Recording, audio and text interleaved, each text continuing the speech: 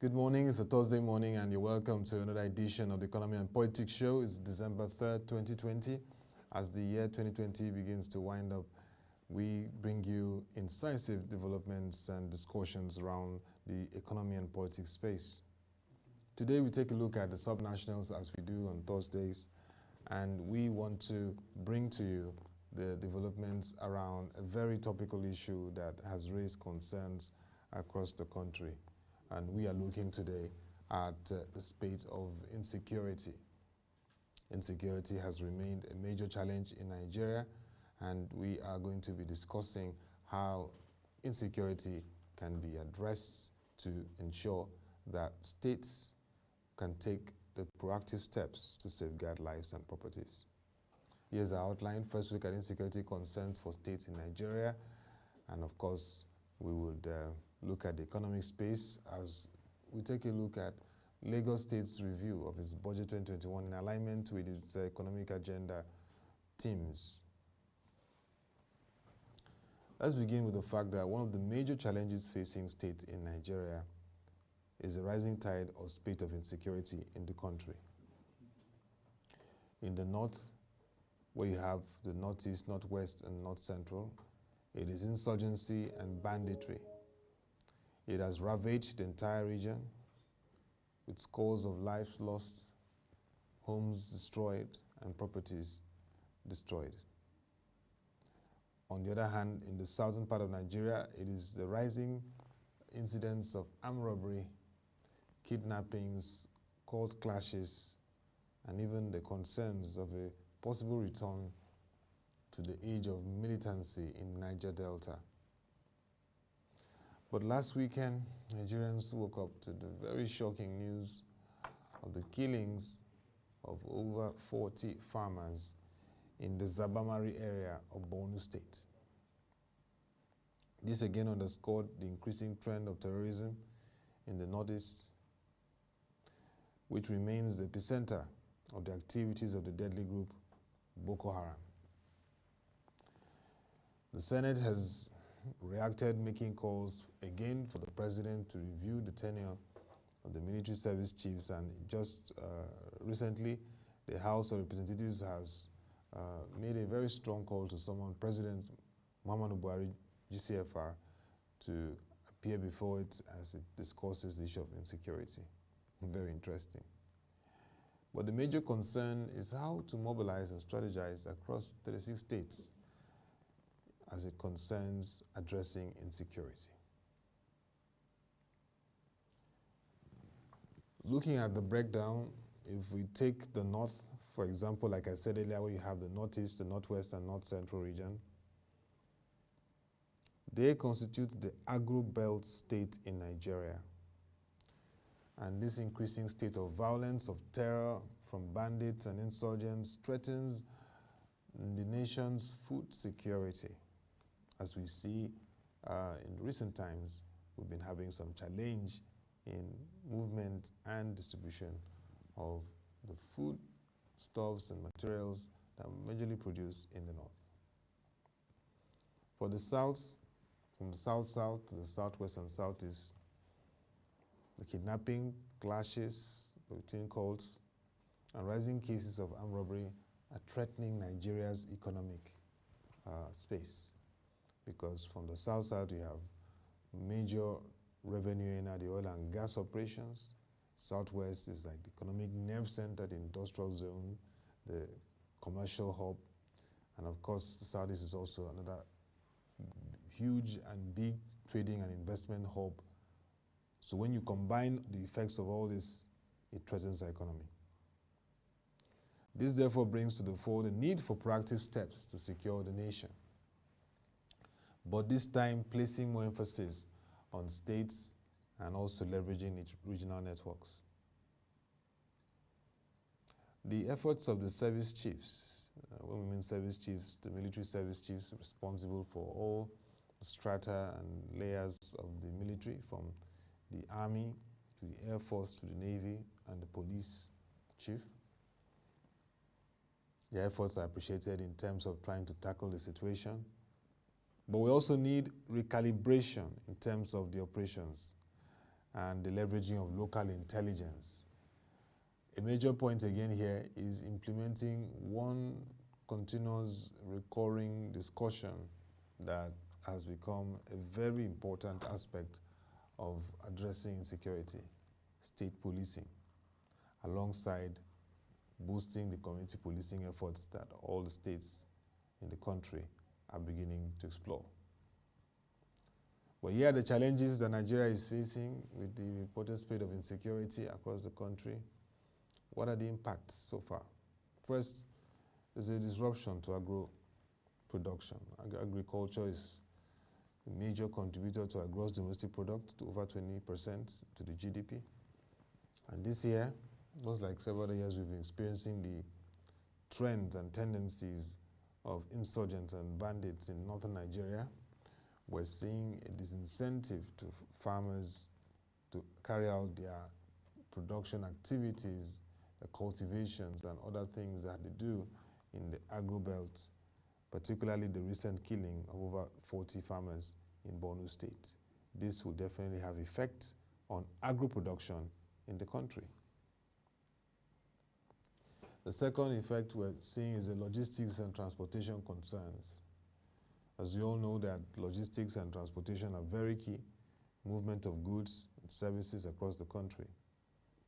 Particularly from the north to the south, we're seeing the increasing concerns of insecurity as commuters are facing this alongside business people.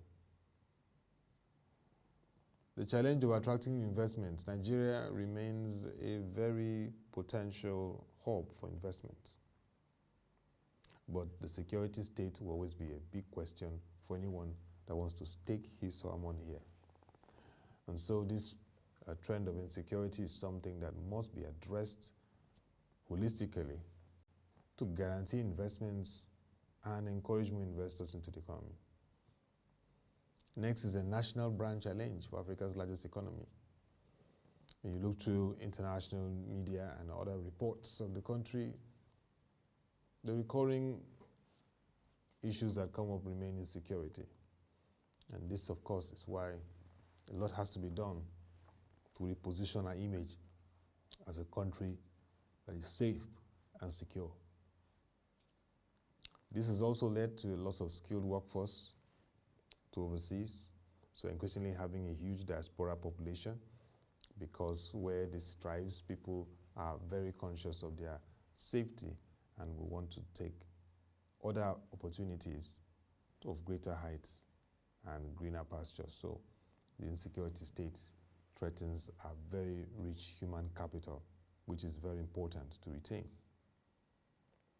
There's a threat to our national and subnational assets and infrastructure, not just at the federal level, but at the states. Critical infrastructure are being threatened with the spate of insecurity, which again brings the need for a lot of action to be taken across board. Our key points and sources of revenue could be affected if this is not addressed, and this even boils down to what happens in the South-South, in the Southwest, and in the Northeast. Other regions like North Central, Northwest, and the Southeast also are major concern points. So if states do not mop up efforts to address the insecurity, their key points and sources of revenue will be affected. Businesses will definitely have to review their operations, and this may lead to a huge revenue challenge in the country. It also will bring to the fore the safety of schools, hospitals, and essential services, particularly schools and hospitals. We have the story of several incidents of students abducted or killed in their school, and hospitals being attacked in the north, particularly in the north. And this is a major concern of how we can maintain effective social amenities and ensure that they are safe from attacks. And then, of course, an area that Nigeria also gains revenue and international prestige is tourism and recreation. That is facing its own challenge.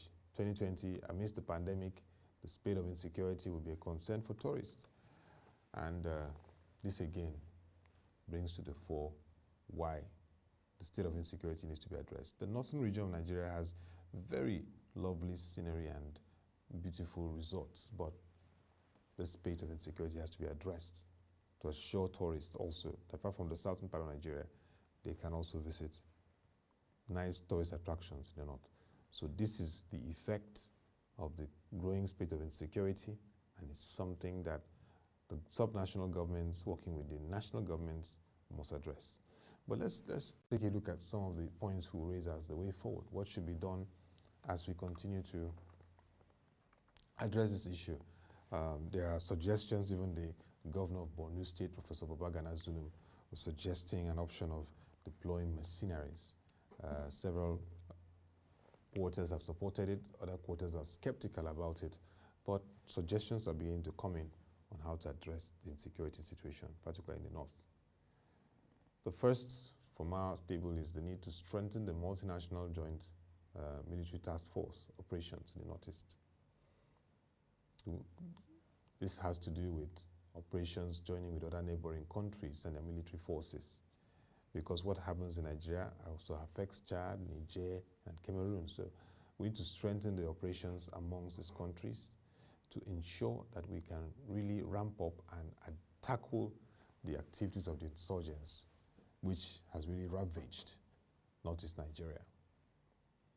Next is the proactive step by the Nigerian Governors Forum to set up a security intelligence committee that could have 4 governors in that committee that have interface with military service chiefs. There needs to be this interface, situation room, and continuous interaction on what's happening in efforts to guarantee security across all the states in the country. The need to revisit the state policing and strengthening the joint civilian task force and other security outfits across states is now very important. Whatever provision that has to be taken, constitutional level, the state policing efforts has to take root, because here the governors who are the chief security officers would take more responsibility in ensuring that they have a coordinated security infrastructure to work with to guarantee security of their states.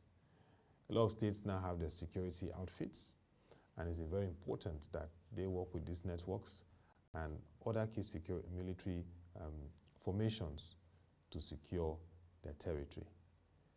Now is the time for this effort, and we hope that there will be some level of proactive steps in reaching this, because the stem of insecurity is so high. It's really, really a major concern. Next is regional strategies which can be deployed, and an example is the southwest region of Nigeria, where the governors under the Dawn Commission body are taking efforts to boost security.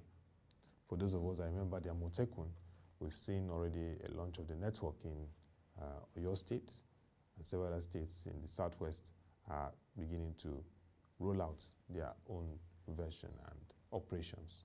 And so it's very important that at the regional level, we have robust security networks. The Northeast governors have been meeting since this development, pushing and making their points for security. The South governors recently had their own discussions with the federal government, but the issue of security has become very important. The scourge of violence that followed the NSAS violence, NSAS peaceful protest, has shown that regional governments, regional structures need to be in place working with the federal to guarantee security of regions. The Southeast also should take up that bold step in meeting to guarantee security in the areas.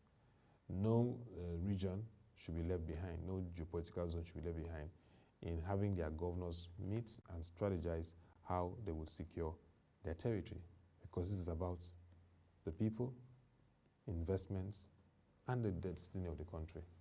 So it's up to the states and the regions to now come on board, because as we can see, the federal government trying their best, but their best seems to be challenged. We can't continue at this stage with this level of insecurity, because it really poses a huge challenge to our nation. Also, from the socioeconomic side, it is an opportunity for state governments to increase economic opportunities for citizens. We cannot deny that also a factor to this spate of insecurity could be the high level of unemployment in the country, which is over 27% at the moment. Out of school children issues. Combine this together, breeds a very terrifying situation which needs to be addressed. So state governors need to continue to explore how they'll carry out socioeconomic policies that alleviate people, that lift millions of people from poverty and also supports employment efforts. Because with employment and empowerment, people and citizens will feel included in the country and will see no need to be part of those that are kidnapping, causing mayhem, and working with external scrupulous elements to undermine the security of the country. We also will need to see more increased patrol of joint military task force, particularly in this festive season. This is particularly across the highways in the country. The major highways across the country that become concern or hotspots of violence, terror, kidnapping, and attacks.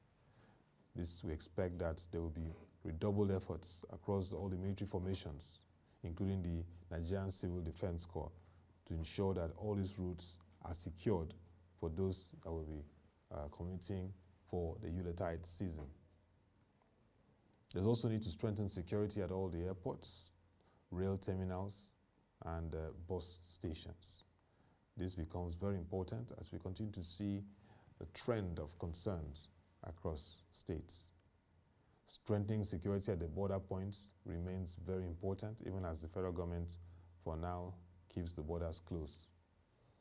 Surveillance and, of course, the clearing of notorious hideouts of hoodlums and gangs across the states should be a top priority for governors, even as they work with the state commissioners of police. And this is where we call for more cooperation between commissioners of police who are appointed by the Inspector General of Police and, of course, the state governors, because sometimes governors do complain about the lack of cooperation.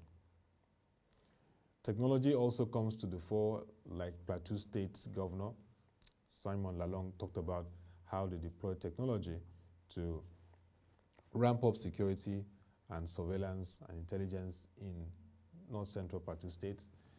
Other modes and technology efforts that can help to quickly ramp up the areas of security and ensure that states are secure. Deployments of the CCTV across major roads and across major meeting points in states. And of course, it's very important to enhance the local intelligence through communities. And when we talk about communities, talk about villages and wards across states.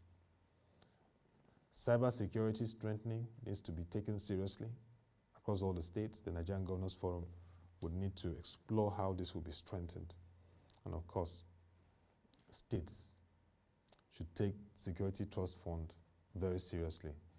Lagos is an example of how its Security Trust Fund has attracted private sector support and is part of the ways in which it funds the police and other security formations.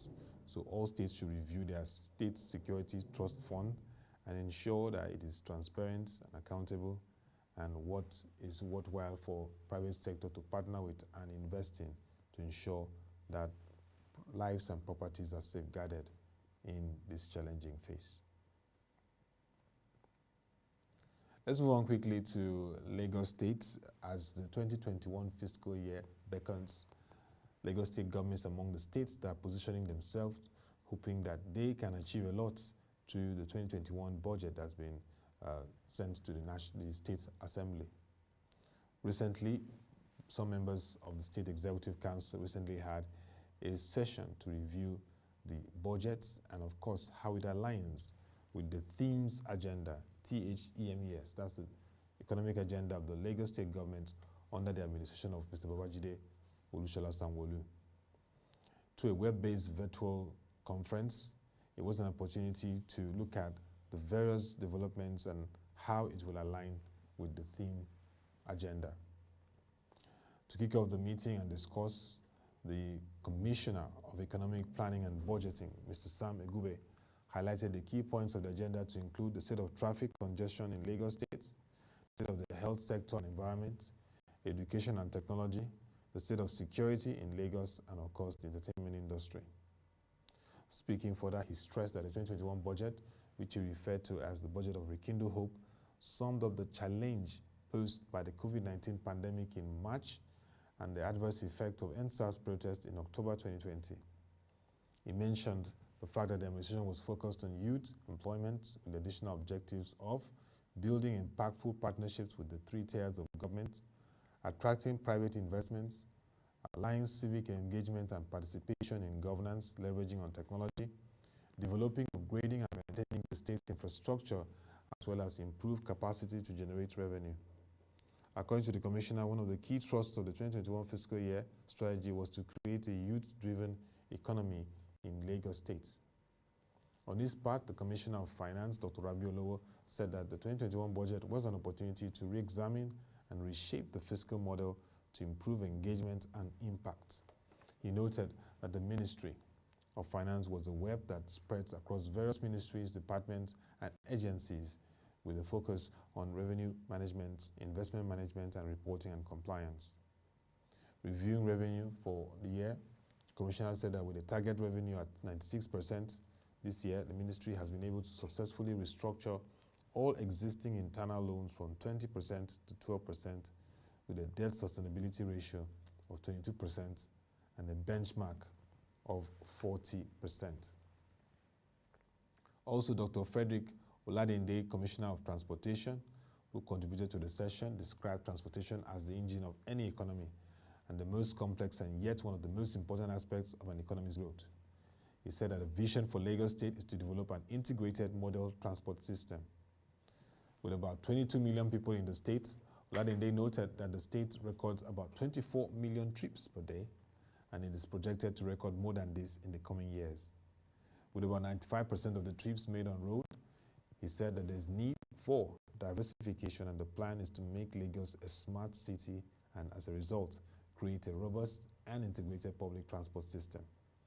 He mentioned that the strategic master plan, which includes 7 rail lines, 14 BRT buses, and 26 water routes, is projected to last for another 2 decades. Dr. Ladinde also mentioned other modalities to consider, which include a ticketing system to be used for all modes of transportation, credible information about all modes of transport, and inclusion of all locations in Lagos State. He also reviewed the effort of the administration in traffic management and mentioned that the state's network, which was initially developed for a population of about 3.5 million people, now caters for about 22 million people, resulting in bottlenecks. However, the administration, according to him, has been able to work on some routes like Allen Avenue, Abraham Adesanya, down to Lekki Phase 1 and 2, in order to ensure that the transportation networks continue to be strengthened to serve a huge population.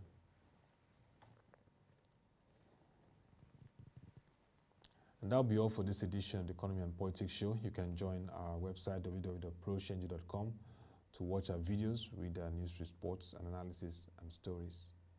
Don't forget that also in this period, you can send your comments and views on our conversation and topics, particularly in insecurity. Considering the rising tide of insecurity and concerns raised across the country, what can states do to ensure that this trend is addressed holistically? What ideas are very plausible at this time? Send your views and comments to news@prochange.com. We're glad to receive them and respond to you appropriately. You can also, on our website, go to the right hand of the bar, and when you click on states and local governments, you get updates on what's happening at the state level and even local government level.